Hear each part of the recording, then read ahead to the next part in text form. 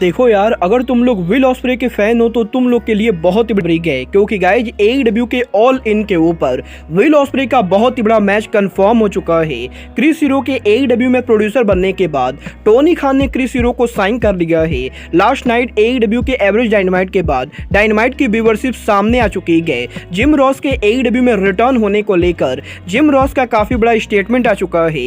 AEW के all in paper view के ticket cell को लेकर जेफ जैरेट ने काफी बोल्ड प्रेडिक्शन दे दी गई। तो गाइज वहीं एनजेपीडब्ल्यू और एईडब्ल्यू के अगले सुपर शो के ऊपर मेन इवेंट कंफर्म हो चुका है। तो गाइज चलिए बिना किसी देरी के शुरू करते हैं इस वीडियो को। और गाइज सबसे पहले बात करेंगे डायनामाइट के व्यूअरशिप की। अगर बात करें यहाँ पर एईडब्ल्यू के डायनामाइट के व्यूअरशिप की, जैसा कि आप लोग को याद होगा वीक जब एईडब्ल्यू ने blood and guts special dynamite किया था, तो गाइज लास्ट वीक एईडब्ल्यू के डायनामाइट के व्यूअरशिप करीबन 9,53,000 थी। और गाइज लास्ट वीक एईडब्ल्यू के डायनामाइट शो को अमेरिका में 9,53,000 लोगों ने देखा था। बट गाइज यहीं इस हफ्ते के डायनामाइट के लास्ट वीक के मुकाबले काफी बेकार होने के बाद अब एईडब्ल्यू के इस हफ्ते डायनामाइट के व्यूअरशिप डाउन जा चुकी है, जहां पर इस हफ्ते एईडब्ल्यू डायनामाइट के व्यूअरशिप करीबन 8,98,000 थी। और गाइज इस हफ्ते अमेरिका में करीबन 8,98,000 लोगों ने एईडब्ल्यू के डायनामाइट को देखा है, जो कि मेरे हिसाब से डायनामाइट के लिए काफी बढ़िया है। क्योंकि गाइज मैं तो पर्सनली इस डायनामाइट को बिल्कुल भी पसंद नहीं कर रहा था। बट गाइज जहां तक बात रही डायनामाइट के डेमोग्राफी फिगर की, तो गाइज 89 डेमोग्राफी फिगर के अंदर लास्ट वीक एईडब्ल्यू का डायनामाइट नंबर 1 रैंक पर था। और गाइज 18/49 डेमोग्राफी फिगर के अंदर इस हफ्ते एईडब्ल्यू का डायनामाइट नंबर 2 रैंक पर था, जो कि एईडब्ल्यू कंपनी के लिए काफी बढ़िया है। वेल गाइज देखना बहुत ही दिलचस्प होगा कि अगले हफ्ते एईडब्ल्यू डायनामाइट को कितनी व्यूअरशिप मिलती है। गाइज जहां तक बात रही एईडब्ल्यू की, तो गाइज ये बात तो मैंने आप लोग को ऑलरेडी बताया है कि 3 हफ्तों पहले एईडब्ल्यू कोलिजन के बैक स्टेज के ऊपर डब्ल्यूडब्ल्यूई के फॉर्मर सुपरस्टार क्रिस हीरो को एईडब्ल्यू के अंदर प्रोड्यूसर के तौर पर लाया गया था। और गाइज यहीं करीबन 1 महीने तक एईडब्ल्यू में प्रोड्यूसर के तौर पर काम करने के बाद अब इस हफ्ते फाइटफुल ने इस चीज को कंफर्म किया है कि टोनी खान की कंपनी ने यहाँ पर क्रिस हीरो को साइन कर लिया है। और गाइज अब यहाँ पर क्रिस हीरो एईडब्ल्यू के अंदर परमानेंटली बेस पर प्रोड्यूसर और कोच के तौर पर काम करने वाले गए। और गाइज क्योंकि क्रिस हीरो सिर्फ कोच और प्रोड्यूसर ना होके बल्कि रेसलिंग इंडस्ट्री के अंदर एक बहुत ही बेहतरीन रेसलर है, तो गाइज इसीलिए अब इस चीज की 100% पॉसिबिलिटी है कि कभी ना कभी एईडब्ल्यू के टेलीविजन के ऊपर क्रिस हीरो उनका डेब्यू करेंगे। और गाइज कभी ना कभी एईडब्ल्यू के अंदर टोनी खान क्रिस हीरो को लड़वाने वाले गए। वेल गाइज देखना बहुत ही दिलचस्प होने कि टोनी खान के क्रिस हीरो को साइन करने के बाद क्रिस हीरो एईडब्ल्यू के ऑन स्क्रीन पर कब अपीयर होते गए। बट गाइज चलिए फिलहाल आगे बढ़ते हैं और बात करते हैं एईडब्ल्यू के पार्टनर इन प्रमोशन एनजेपीडब्ल्यू की। वेल गाइज ये बात तो आप लोग को मालूम ही है कि एईडब्ल्यू की partner in promotion NJPW AEW के साथ साथ अमेरिका के अंदर अमेरिका की तीसरी सबसे बड़ी कंपनी इंपैक्ट रेसलिंग के साथ पार्टनरशिप में काम करती गई। और गाइज यही रिसेंटली कनाडा के अंदर फॉरबिडन डोर के बाद अब एनजेपीडब्ल्यू इंपैक्ट रेसलिंग के साथ उनके अगले पेपर व्यू मल्टीवर्स 2 के मेन इवेंट को कंफर्म कर दिया है।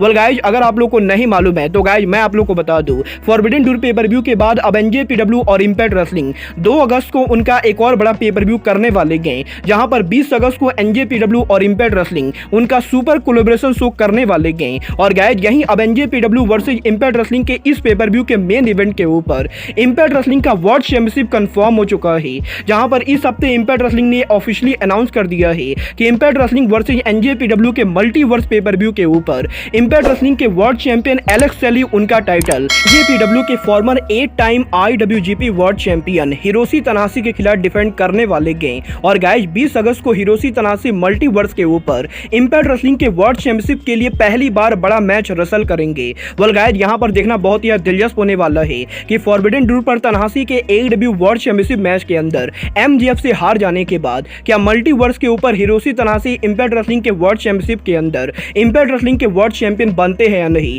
वेल गाइज अब ये तो आने वाला टाइम बताएगा कि तनाहाशी इंपैक्ट रेसलिंग के वर्ल्ड चैंपियन बनेंगे या नहीं। बट गाइज क्योंकि अब यहां पर ये मैच ऑफिशियल हो चुका है, तो गाइज हिरोशी तनाहाशी ने रेसलिंग में एक नया रिकॉर्ड बना दिया है। क्योंकि गाइज यहां पर इस मैच के अनाउंस होने के बाद अब हिरोशी तनाहाशी दुनिया के वो पहले जापानीज रेसलर बन चुके हैं जिसने एईडब्ल्यू इंपैक्ट रेसलिंग और आईडब्ल्यूजीपी वर्ल्ड चैंपियनशिप तीनों टाइटल के लिए चैलेंज किया है। वेल गाइज आपको क्या लगता है तनाहाशी में वर्ल्ड चैंपियनशिप कौन जीतेगा, आप लोग मुझे कौन बताएंगे। बट गाइज चलिए फिलहाल आगे बढ़ते हैं और बात करते हैं जिम रॉस के एईडब्ल्यू में रिटर्न होने की। वेल गाइज ये बात तो हम सभी लोगों को मालूम है कि 4 हफ्तों पहले पहले जिम रॉस को इंजरी हो गई थी और गाइस जिम रॉस के इंजर्ड होने की वजह से ही AEW के शो पर जिम रॉस अपीयर नहीं हो रहे गए। बट गाइस यहीं इस हफ्ते जिम रॉस के लेटेस्ट पॉडकास्ट के ऊपर जिम रॉस ने AEW में उनके रिटर्न को लेकर काफी बड़ी अपडेट दी गई, जहां पर जिम रॉस ने इस चीज को कंफर्म किया है कि वो लगातार AEW के प्रेसिडेंट टोनी खान से बात कर रहे गए और गाइस जिम रॉस ये होप कर रहे गए कि AEW के biggest pay per view all in से पहले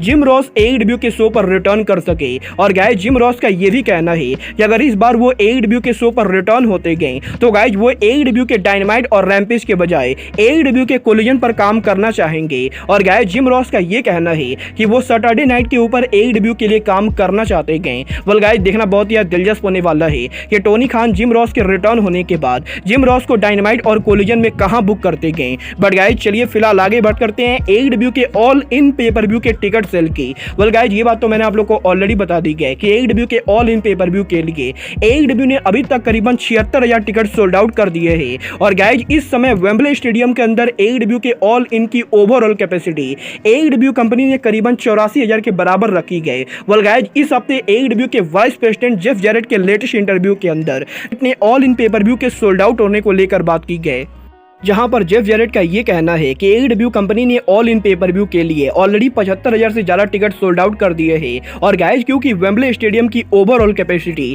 AEW कंपनी ज़्यादा से ज़्यादा 88,000 कर सकती है, तो गाइस इसीलिए AEW के ऑल इन पेपर व्यू के लिए अगर AEW सारी सीट को ओपन भी कर देती गई तो गाइस AEW कंपनी को मात्र 12,000 और टिकट सोल्ड आउट कर पाना पड़ेगा। और गाइस यहाँ पर जेफ जैरेट ये बिलीव करते गए कि अगर AEW कंपनी वेम्बले स्टेडियम के सारे सीट को ओपन भी कर देती गई तब भी यहां पर AEW का ऑल इन सोल्ड आउट होने वाला है, क्योंकि गाइस यहां पर जेफ जैरेट ये मानते गए कि AEW के ऑल इन के ऊपर अभी तक कोई भी मैचेस अनाउंस नहीं हुए हैं। और गाइस जब बिना मैचेस के अनाउंस हुए ही 76,000 लोग टिकट को खरीद सकते गए, तो गाइस मैचेस के अनाउंस होने के बाद 12,000 टिकट बिनना कोई बड़ी बात नहीं होगी। और गाइस यहां पर जेफ जैरेट का ये कहना है कि ऑल इन के ऊपर 2 ऐसे मैचेस बुक होने वाले गए जिन मैचेस को देखने के लिए 12,000 लोग तो आराम से सोल्ड आउट हो जाएंगे। और गाइस जेफ जैरेट इस चीज को लेकर 100% कॉन्फिडेंट है कि AEW का ऑल इन पेपर व्यू पूरी तरह से सोल्ड आउट होने वाला है।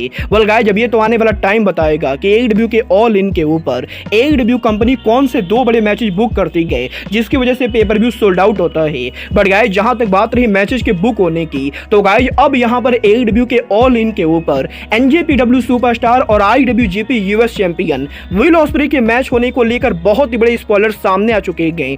गाइज इस हफ्ते फाइटफुल ने इस चीज को कंफर्म किया है कि वैसे तो AEW के ओरिजिनल प्लान के हिसाब से AEW कंपनी विल ऑस्प्रे का मैच ऑल इन पर केनी ओमेगा से कराने वाली थी। और गाइज ओरिजिनल प्लान के हिसाब से AEW के ऑल इन के ऊपर केनी ओमेगा और विल ऑस्प्रे तीसरी बार आमने सामने होने वाले थे। But guys NJPW all in पर यह मैच नहीं कराना चाहती गए और गाइज पॉसिबली NJPW ओमेगा और ऑस्प्रे का अगला मैच NJPW के शो पर कराना चाहती गए। और गाइज क्योंकि NJPW इस मैच को ऑल इन पर नहीं चाहती गए, तो गाइज अब यहां पर ऑल इन के ऊपर विल ऑस्प्रे केनी ओमेगा को तो नहीं फेस करेंगे, बट गाइज विल ऑस्प्रे और केनी ओमेगा की जगह कनाडा के one of the most popular wrestler Chris Jericho को फेस करने वाले गए। और गाइज यहां पर फाइटफुल का यह कहना है कि NJPW और AEW के बीच में इस समय जेरिको और ऑस्प्रे के मैच को लेकर काफी लंबी चौड़ी डिस्कशन चल रही गई। और गाइज NJPW के करंट प्लान के हिसाब से NJPW कंपनी ऑल इन के ऊपर विल ऑस्प्रे और क्रिस जेरिको के बीच में मैच कराना चाहती गई। और गाइज क्योंकि जेरिको ने काफी बार उनके इंटरव्यू में कहा है